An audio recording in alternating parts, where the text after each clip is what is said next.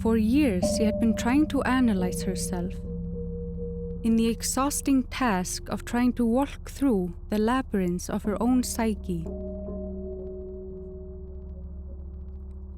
She did this not out of sense of incurable egoism, but to try to find connection, to see the repetitions and familiarities of her actions with others.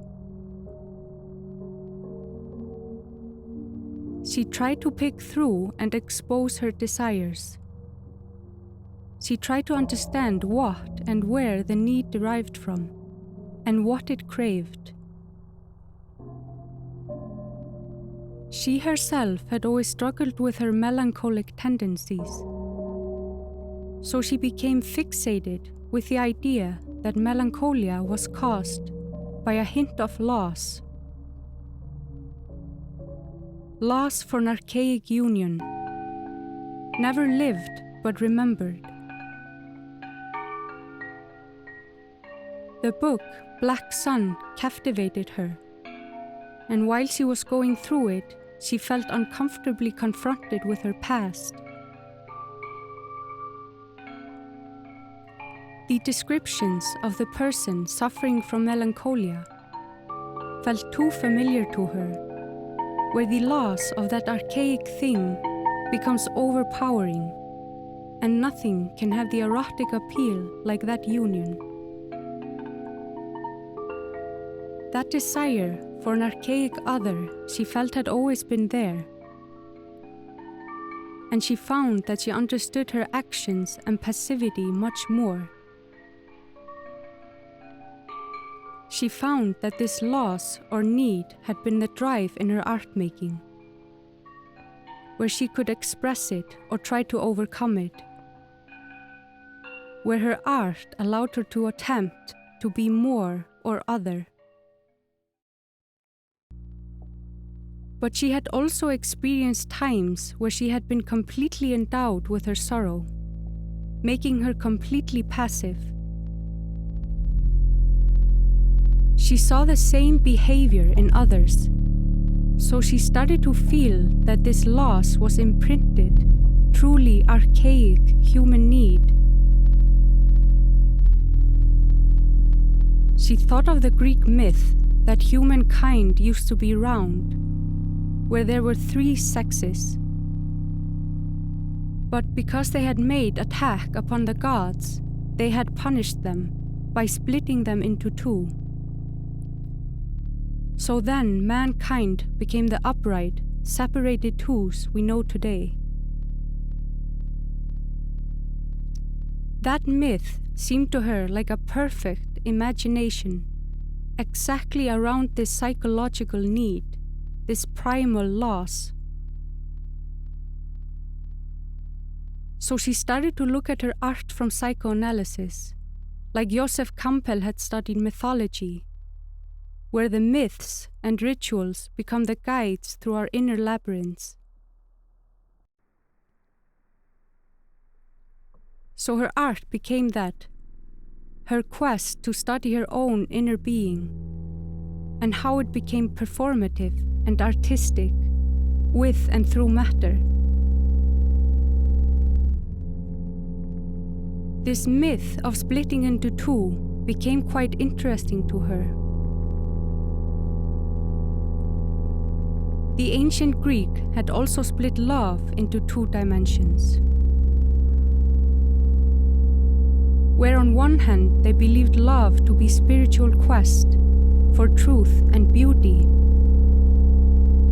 and on the other hand physical desire, which seeks only its bestial fulfillment.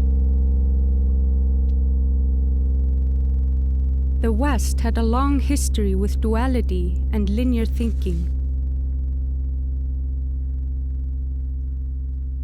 She felt that Hinduism offered a completely different approach, where the thought was circular, one was connected to the other, where duality had no place. In Hinduism, the spirit and the flesh had not been separated, which became quite clear to her in the traditions of yoga and tantra. where it was with and through the body people sought connection. For her, the body had always been at the center of her art. It was the most immediate thing she could use, but it was also with and through the body she could connect to her surroundings, to try to understand or go beyond them. So she felt connected with these practices, where inner journeys and regular rituals with and through the body open up new perspectives and understanding. Her work was of course very different in outcome, and her discipline most likely much less. But for her, the connection was there. She became quite fixated on the idea of the circle, and also with the idea that our being was seeped with desire for an archaic other. She started thinking more about the circle, how her creation had been moving round and around the need to explore, expand, and dissolve the self. How we craved also a circle around our existence, our need to create refrain for the self. Writings of Deleuze and Guattari became another fixation for her, where they write about art as a need to create refrain for the self, within and from the chaos, where that creation is rhythmic rather than spatial. It's a circle we create for ourselves. It's a spiritual land where the I can exist and coexist with others.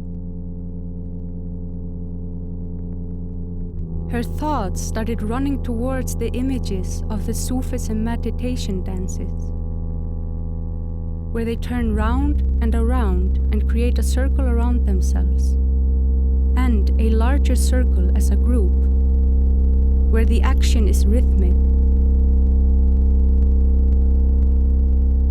She thought of the Buddhist meditation stones she had seen, where they push these round, heavy objects. She thought of the halo in Christian frescoes, and she thought of the nest-making of the birds. Then she thought of the cosmos, the sun, moon, and earth. It seemed to her that the circular desire of mankind was a reflection of a much larger refrain we lived in. Then she went back to that image of man being round, that old Greek myth, and she thought of our need to open our circle, to meld and join with the world. So her circular thinking came back to the idea of the other, and she thought of her own life, how intimacy had always expanded her existence beyond herself. And she thought of the body and spirit in connection to other, how that melding opens and draws a different circle around our existence. She thought of how we draw these circles around ourselves, making our little nest as a performative creation of home, and how other creations speak to us and seduce, where it holds the promise to become more or other. Then she reflected her life and art in these contemplations, and she no longer could distinguish the difference. For her, art became the action where life becomes artistic, through and with matter, through and with others. Her art was the desire to dissolve through intimacy, where her circle became infinite through the melding with other. For her, there could be no splitting of these two. It was connected in a circular motion.